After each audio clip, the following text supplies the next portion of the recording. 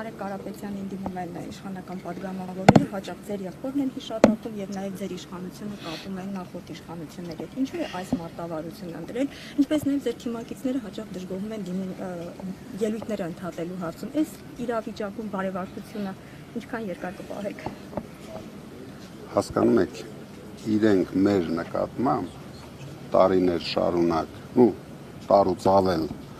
արդեն այս բռնություններով, այս ռեպրեսիաներով ոչ մի բան ասելու, ոչ իրավունք ունեն, ոչ էլ ինչ-որ բան կարողացել են հայտնաբերեն իրենց համար։ Դրա համար գնում են իմ եղբոր դաշտ, բայց իրենք չեն հասկանում, որ իմ եղբայրը ամեն ինչ արել է, իր ամբողջ ունեցվածքը այն ժամանակ նվիրել է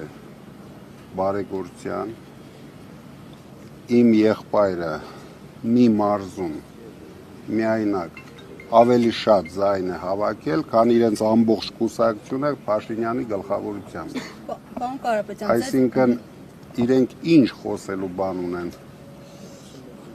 Բան չունեն, դրա համար ինչ-որ հանրապետական կուսակցություն ուզում են մեզ էլ տանեն այդ դաշտ,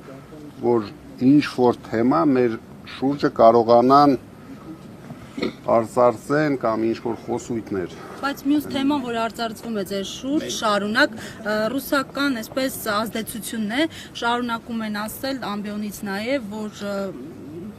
ռուսական այսպես հետախուզությունից տվյալներ կան ձեր մասին եւ այլն, որ աջակցություն եք վայելում, ի վերջո ունեք աջակցություն։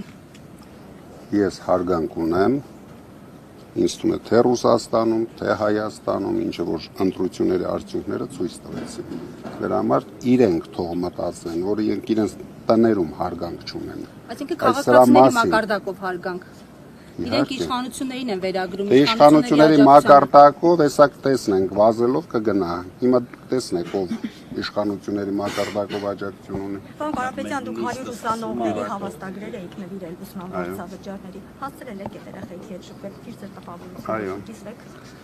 Տաղանդավոր երիտասարդներ էին, ես շատ ուրախ եմ, որ Հայաստանում այդպիսի տաղանդավոր ուսանողներ կան, երիտասարդներ կան, ովքեր պետք է կառուցեն մեր երկրի ապագան։ Պարոն Կարապետյան, ձեր մյուս երկրների քաղաքացիությունից հրաժարվելու այդ process-ը ուր է հասել, որովհետև քննադատություն կա, որ դա ընդհանրապես ձևական բնույթ է կրում։ Բա Փաշինյանից խիչ եք հարցնում իր քաղաքացիություն, Հայաստանի քաղաքացիությունից չի հրաժարվում։ Այսքան փորձանք ա բերել այս երկրի գլխին, թող հրաժարվի քաղաքացիությունից։ Բա իրան էլ հարցրեք։ Հայտարարի հետ կապված մի հարց է, մեծ չափով կանխիկ եք հայտարարել $26 միլիոն, այդտեղ 2 միլիոն շուրջ ռուբլի։ Կարող եք ասել, ինչ իմաստ կա այդքան կանխիկ պահելու եւ արդյոք ձեր հայտարարի հետ ցանկին ծանոթացել եք, դա ամբողջական ցանկն է։ Ձեր գույքերի եկամուտների։ Ես ունեմ մասնակիցներ, ովքեր դրանով զբաղվում են։ Բայց դա որ խնդիր լինի, ձեզ են ասել։ Ուրեմն կա։